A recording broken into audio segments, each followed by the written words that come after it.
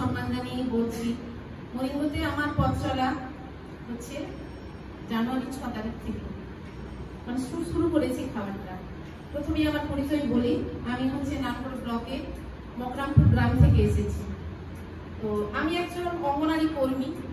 তো সেটা তো একটা ব্যাপার নয়, আমার একজন কলিগ বন্ধু বান্ধবী সেই আমাকে প্রথম বলেছিল, কিন্তু আমি প্রথম শুনেছিলাম কিন্তু আমি বললাম বাবা এটা কি হয় নাকি, সম্ভব নাকি, 320টা রোগ একটা খেলে ওটা হয়ে যায় নাকি, তুই কি বলছিস, এরকম করে আমি এড়িয়ে দিয়েছিলাম।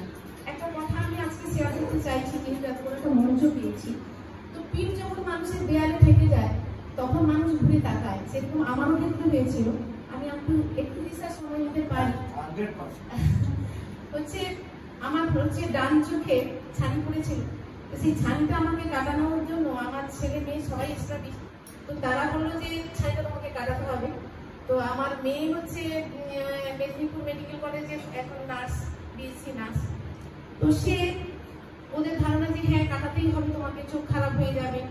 তো আমাকে ভালো একজন ডক্টরের কাছে নিয়ে গিয়ে 25,000 টাকার একদম হাইয়েস্ট প্যাকেজ দিয়ে আমার চোখটা কাটানো হয়েছিল। ঠিক 2 বছর পরে আমার চোখে আমি ঠিক যেমন আবছা দেখছি এরকম মনে হচ্ছিল। তো আমি শঙ্কর মিত্রালয়ে আমাকে নিয়ে যাই, সেখানেও আমাকে দেখানো হয়। তো সেখানে দেখানোর পরে উনি বললেন, হাসলেন, দিদি আপনার কতদিন চোখ কাটানো হয়েছে? তো এই তো 2 বছর কাটানো হয়েছে। না কত টাকার প্যাকেজ কি করেছিলেন? কেন 25,000 টাকার, আমার ছেলে মেয়ে তো হাইস্ট প্যাকেজ দিয়ে করেছে।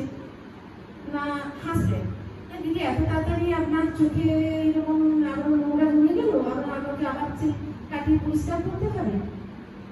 এখন শুনুন, আমরা সাধারণ মানুষ যারা ওটিতে নিয়ে যায়, আমরা কি জানবো কি লাগাচ্ছি কি না লাগাচ্ছি, টাকা দেওয়ার কথা দিয়ে দিয়েছি। তো সেখানে একটা মন ভেঙেছিল। তারপরে আবার আমার ছেলেকে ওয়াশ করানো হয় আমাকে। তো সে যাই হোক, এটা আমার একটা কোথায় লেগেছিল খারাপ। তো মহাদেব বাবু উনি আমার ওখানে প্রোগ্রাম করেছে, আমার বান্ধবী বললো দিদি তোমার বাড়িটা তো বড়, একটু প্রোগ্রাম করতে দাও না, কেন ওর কথা আমি শুনি। মহাদেব প্রোগ্রাম করলেন, প্রথম দিন আমি শুনলাম, মহাদেব বাবুর কথাও শুনিনি।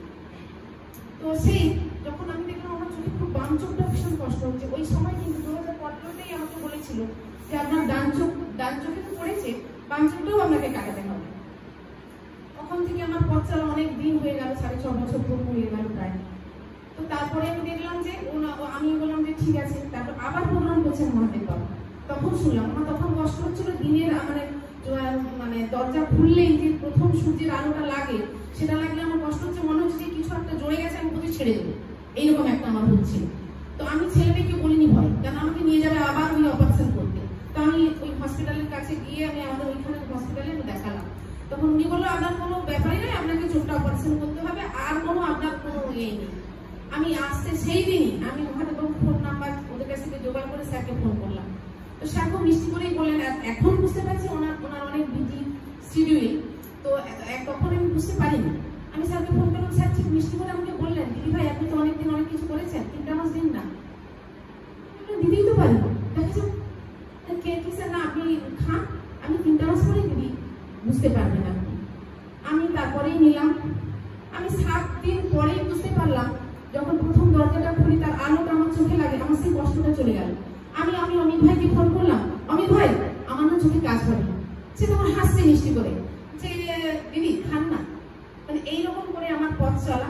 তারপরে আমি দেখলাম যে আমি টেস্ট করলাম, আমার ওয়েট টেস্ট করিনি, আমি ওয়েটটা দেখলাম প্রায় 15 দিনের মধ্যে 2 কেজি আমি হয়েছি। আমি ঠিক ঘুরে বুঝতে পারতাম না, সেটাও বুঝতে পেরেছি। আমি এই বার্তা সবাইকে দিচ্ছি আজকে, যে সবাই এটা খাওয়া উচিত। এখন আমার পুরো ফ্যামিলি খাচ্ছে, আমার ছেলে মেয়ে আমার হাজবেন্ড সবাই খাচ্ছে, তো সবাই কিছু না কিছু উপকার কিন্তু পাচ্ছে। তো নিশ্চয়ই একটু ধৈর্য ধরতে হবে, যেহেতু